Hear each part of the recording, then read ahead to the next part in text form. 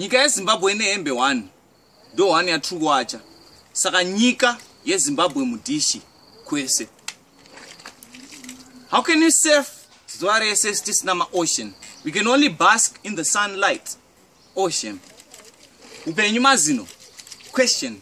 Kana ari mazino, why the heck don't you quest them kuitira kana tunyura takazinyura kutsika madziro eJerusarema kunge guest jam. Nasi dzidzo chikorobo chinokoroba. Nezuro raiva kloba rataishainisa mudhorobha.